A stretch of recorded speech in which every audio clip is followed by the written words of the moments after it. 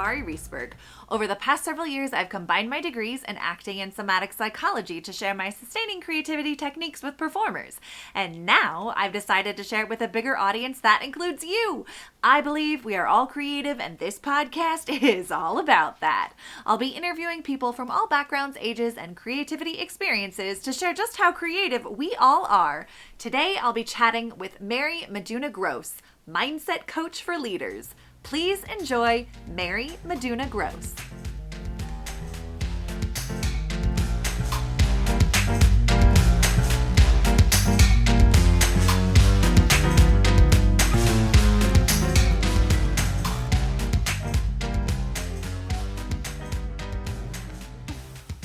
Welcome to the Sustaining Creativity Podcast. Today, I am here with Meduna-Gross, mindset coach for leaders. Welcome to the podcast.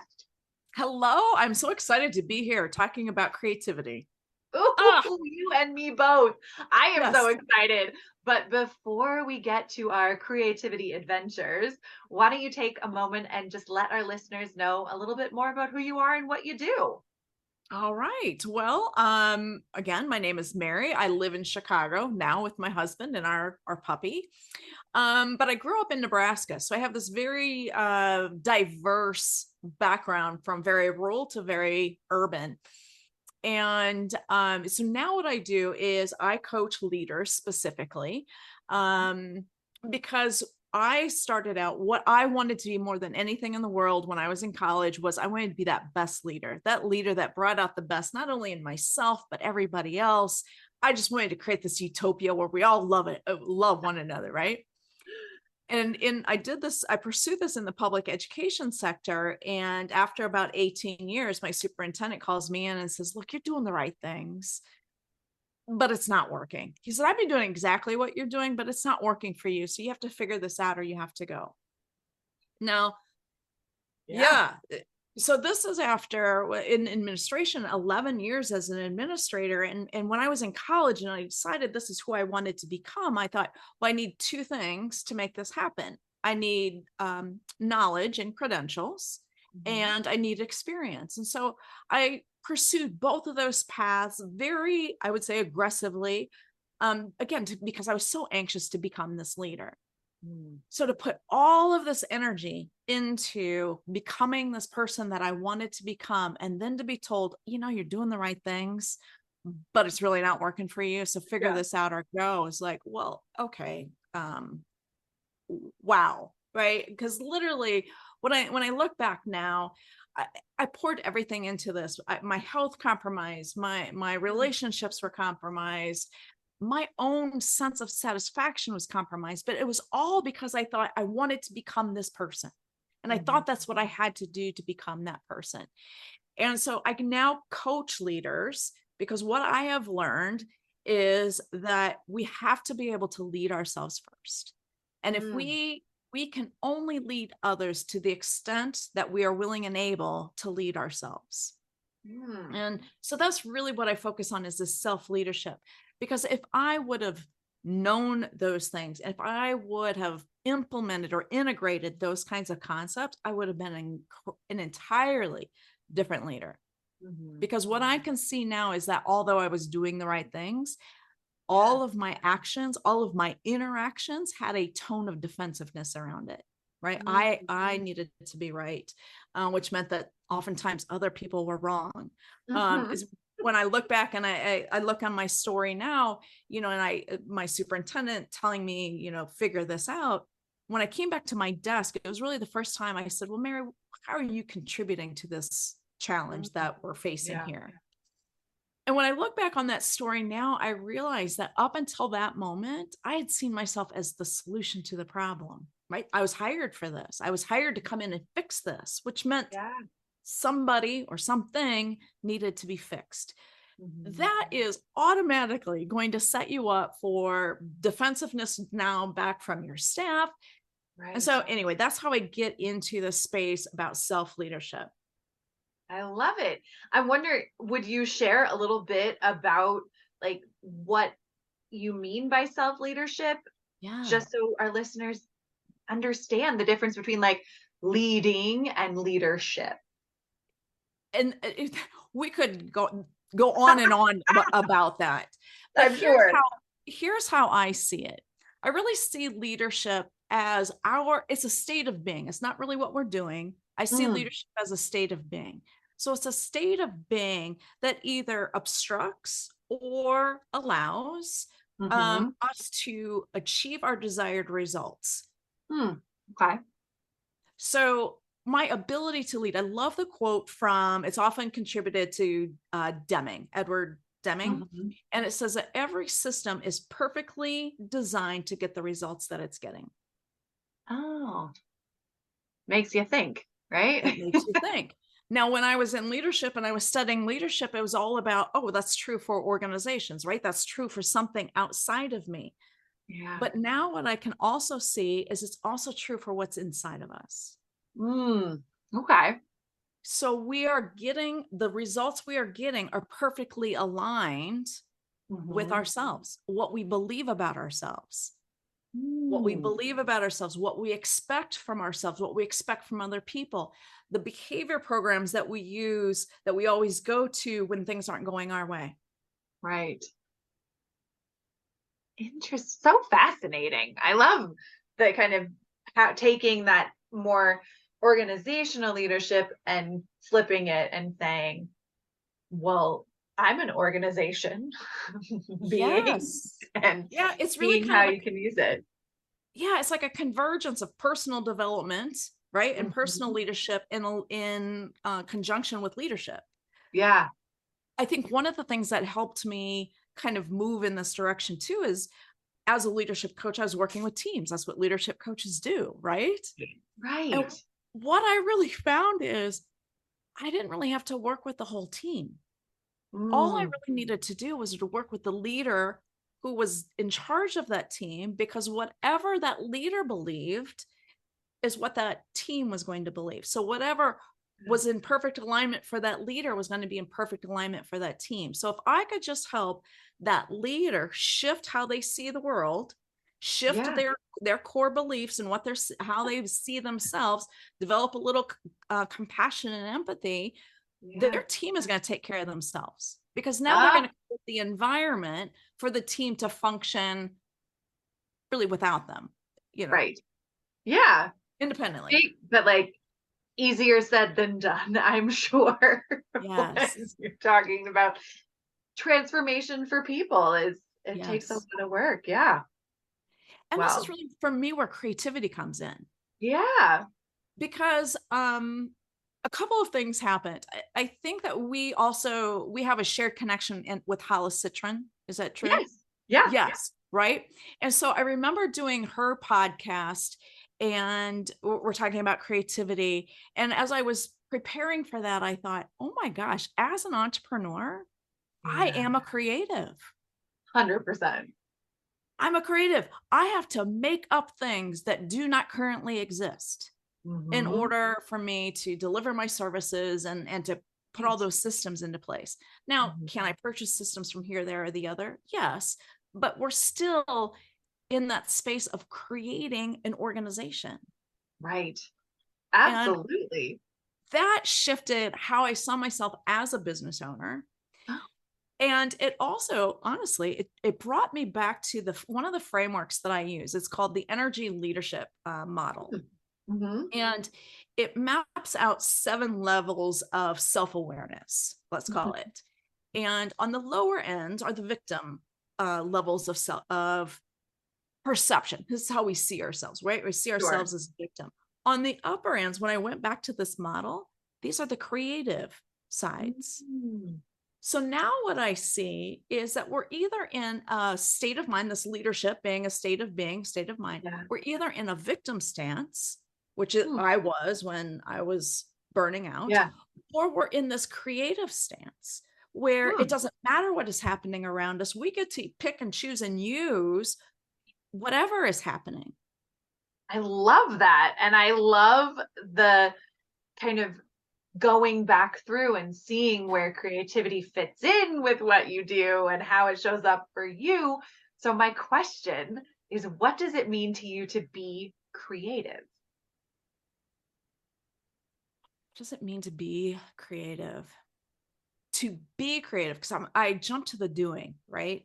I can Yeah. tell you what it looks like to do creativity for me, but to really be creative, to be in that state of mind, is to be free of limitations. Ooh, nice. Say To, more about that.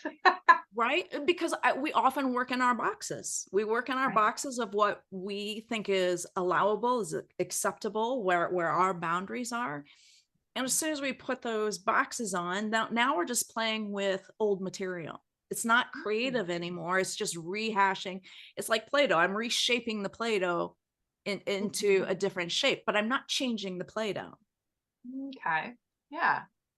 But I think really what we're doing in business and when we're creating is we're changing the Play-Doh. Nice. Yeah, we are.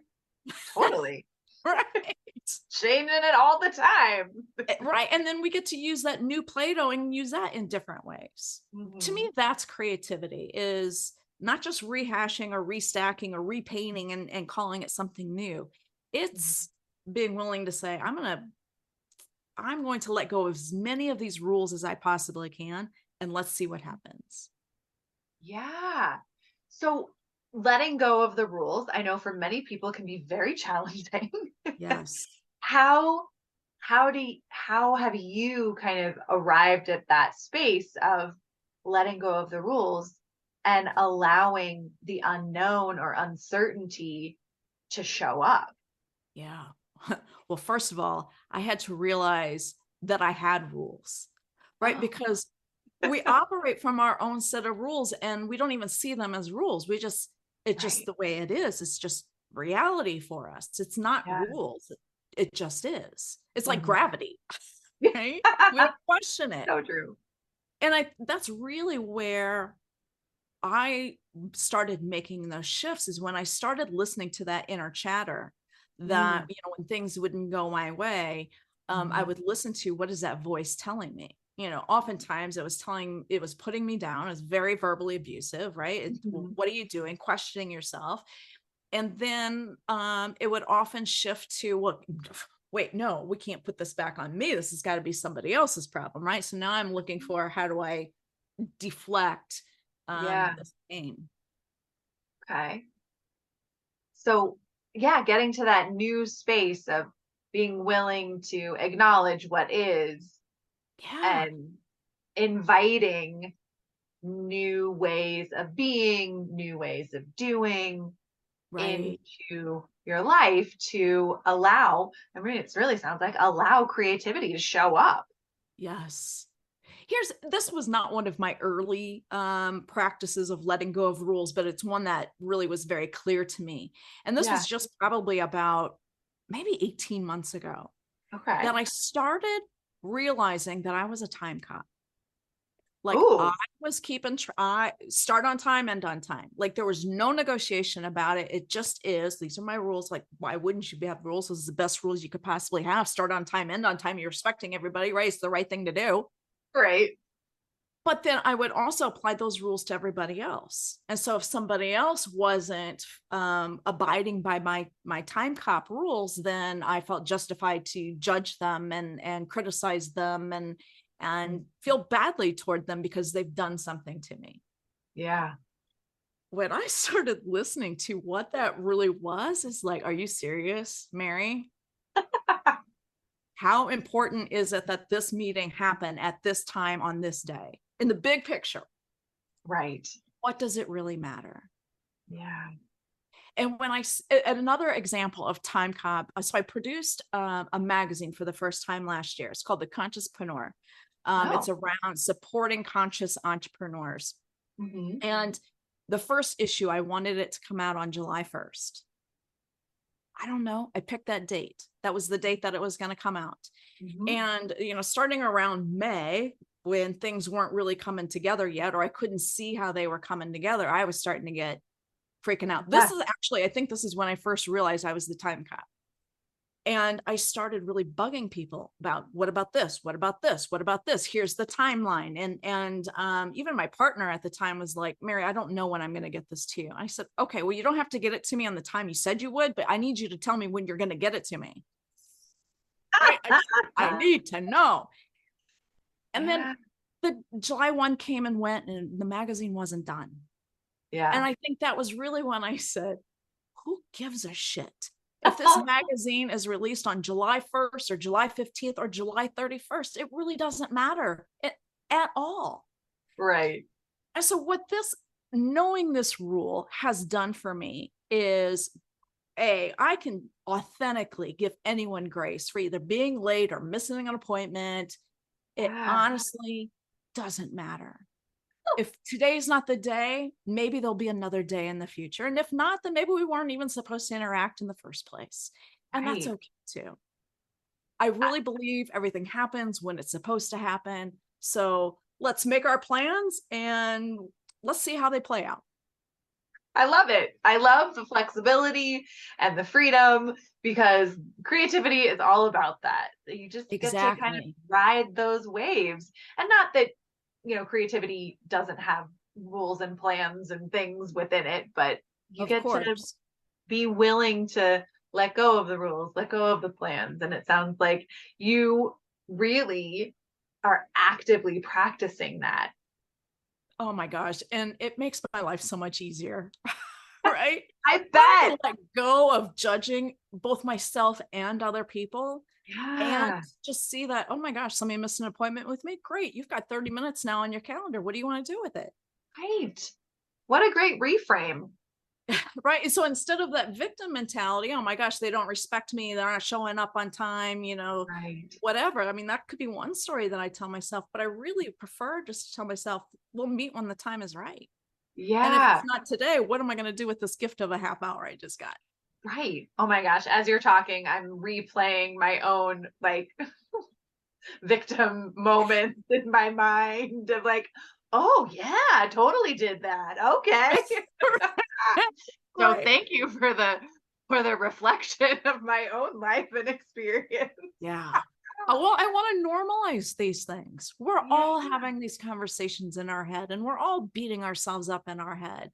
And that's all Right. in that victim level of perception. And it can keep us there. But Yeah. when we can become aware of those conversations that are happening in our head and say, really, is it that important that we meet today at this time? And the Yeah. answer comes back, no. Oh my gosh, we flip right over into that creative side then and say, what do I get to do with what has just been given to me? Yeah. Ah, it's a true gift. What do I get It to do with is. what's been given to me? It's a gift to then you could do anything. There's Exactly. that creative opening and creative opportunity. I love it. I mean, we're talking about kind of navigating creative challenges and all of these pieces, but I'm curious in terms of like when you sit down to work on a project or create something and you come up against creative challenges, how do you navigate them? Oh, I had a very distinctive experience with this. Not too long ago, we went to one of a spray paint place, right? Oh, Those yeah. wine and paint kind of things. Yep. This was just spray painting. Uh-huh. So I went into this experience and I'm creative in my business, but I wouldn't say I have the artsy kind of creative practice. I just haven't done it, right? Sure. I'm not Yeah. saying I'm not creative. I'm just saying I haven't practiced it. Yep. So I get there and I'm kind of conflicted. On the one hand, I don't want them to tell me the picture that I have to paint and I don't want to have to create it because then I'm going to compare mine against theirs or everybody else's and right, it's going to not be as fun. So when I get there and there's no model, here is your blank canvas. Go have fun.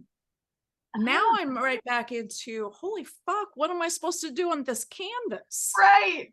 What? Like I didn't come in with an image in mind of what I thought I was going to create. And I felt that panic. I felt Mm, that panic. I've got this blank canvas here. What am I going to do with this? And then yeah. all the stories of, well, I don't know what I would do with this. And how am I supposed to know? And I've never painted it. And I'm hearing all of this go on in my head as I'm walking around getting the stencils. And I'm just shaking my head at myself like, Mary, come on, come on. This is really uncomfortable. It really is. And we're going to have fun with this. So Yeah. that to me, that was easy to see. how I approached a creative project. And so now when I look at that in my business, when something comes up, then I maybe like most of us, I'm looking for what's the model. This is what I think I want to do. What's a model that would help? And I think that part of that is help me flesh out my vision. Because again, I don't want to just do what you've done. I want to know what you've done. So I kind of know what the rules are. So I know where to bend them and, what things I really want to keep and which things are more flexible. So that's really how I approach my work projects as well. So my admin, thankfully, is one of the most flexible people on the planet. So she is willing to, it's like a rubber band, right? I feel like sometimes I stretch her out and then we come back and she's just, she rolls with it. So I'm fortunate to have that.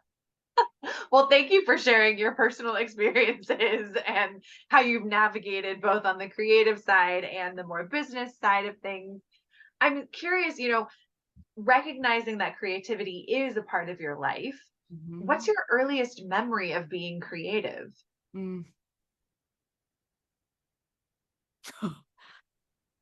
Okay, this is a blast from the past. I can remember probably being somewhere between 3 and 5. So really young. I grew up on a farm. Okay. And I remember we had a little shed out back and we had little shelves in there. And I wouldn't make just one mud pie. I would fill up the whole rack with mud pies. And I thought there was nothing more fun for me to do, on a summer afternoon than go out there and make mud pies. And then the next day, wet them all down and mix it all up and make new mud pies. That was fun for me. I love it. I love that. I love how these childhood experiences end up showing up in adulthood in some way of creating something and then changing it and then creating it again and changing it. Oh, that's interesting. I wish when I was at the spray paint place that I would have thought about that. Oh. Right. And she did tell us, and I think that was my saving grace. She did say, if you don't like what it is, don't worry about it. You can just paint over it. Just like with the mud pies. It doesn't matter. Tomorrow you can throw them back in the bucket, add a little water, mix it up, and you got new mud pies. Exactly. I mean, I think so many of our childhood experiences and memories show up in our adult life, but we just don't make those connections because we don't have someone asking us, what's your earliest memory of being creative on a daily basis, right? That's right. Yeah. Well, you strike me as someone who is easily inspired by things in your own life or people around you, but currently, who or what is inspiring you? I just came back there from the Conscious Entrepreneur Summit that was held in Boulder, Colorado in the beginning of June. And for me, it was the first in-person professional gathering that I've been to since COVID. So that felt good.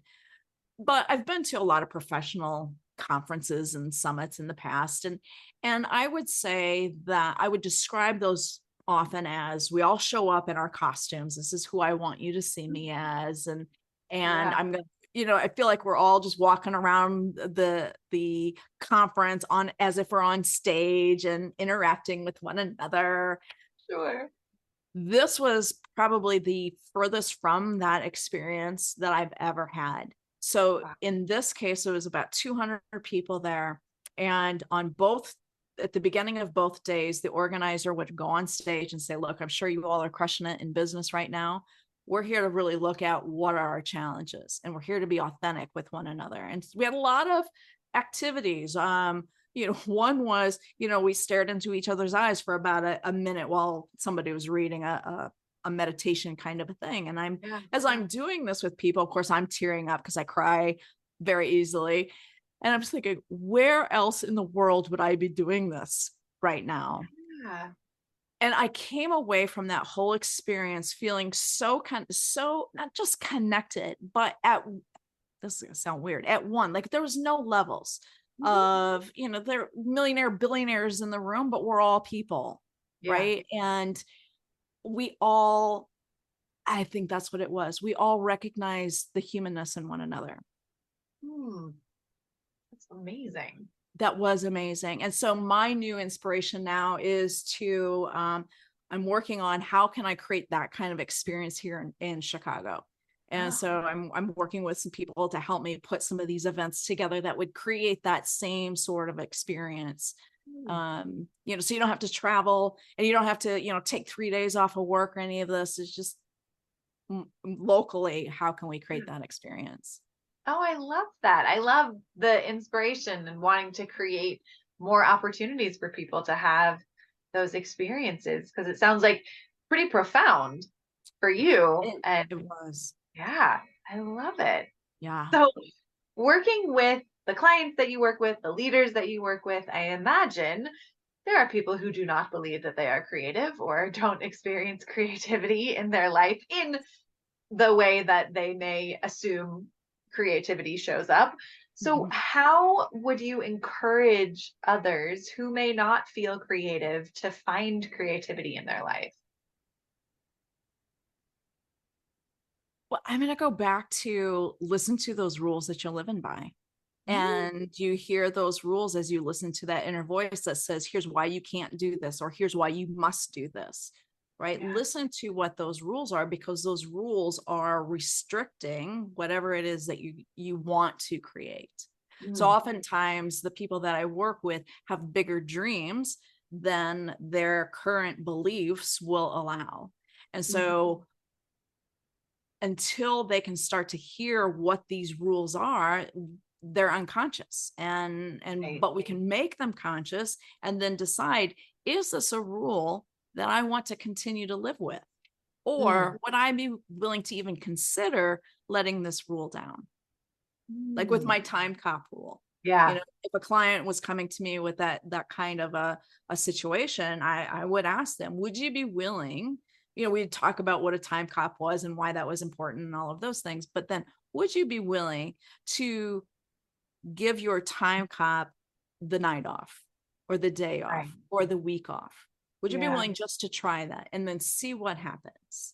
Because I think that one of the things that we often, I'll put it in my perspective. When I was in that space where I was highly defensive all the time and I thought it was right, and it would have been hard for anyone to convince me otherwise, right? I was right, and that means you're wrong, so I don't know why we're having this debate, kind of a thing, right? Yeah. But when we can start to hear again what those rules are, we can start to decide consciously if we want to let them go or not. And the more that we can let go of those rules, that gets us out of that defensive state and really puts us into that creative state. Nice. Yeah, I love the reminders of awareness and paying attention and listening, and all of those pieces are so helpful. Yeah, absolutely. Yeah, I agree. And so I really appreciate, having you having podcasts like this where we're having these conversations. We get to normalize what creativity is. It's not just what you can paint or dance or any of that. I think that anything that I think we're all creative. We're here to create. I think that's why we're even here. Yeah. So thank you for sharing these conversations, and again, normalizing that creativity is not something that is reserved for the fancy few. That's so true. We're all here. We're all in it. Yeah. Well, thank you for showing up and sharing your creativity with me and my listeners. It's so fun. It's been such a treat to chat with you. I just have one last question. Okay. What does it feel like in your body to be creative? Let me feel that. Feels tingly. A little bit of the chills. Okay.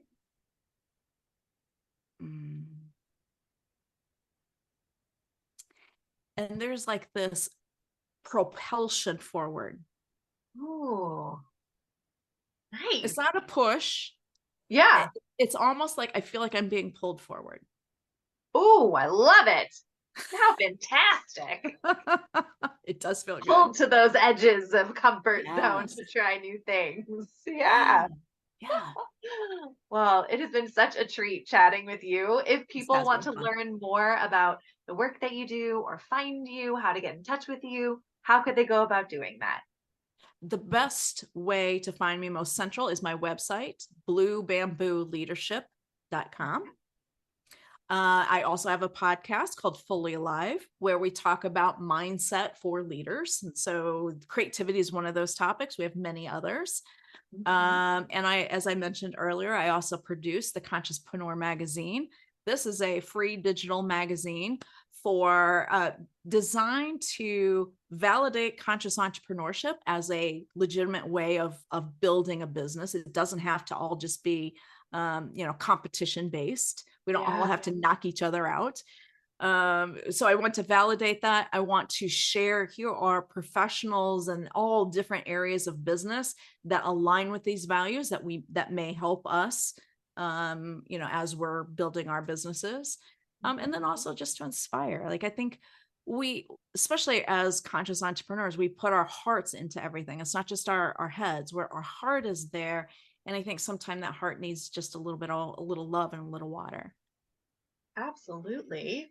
Well, I will put all those links in show notes so people have easy access. And thank you again, Mary, for taking the time to chat with me. It has been so much fun. Oh, this has been a lot of fun. Thank you so much for the invitation.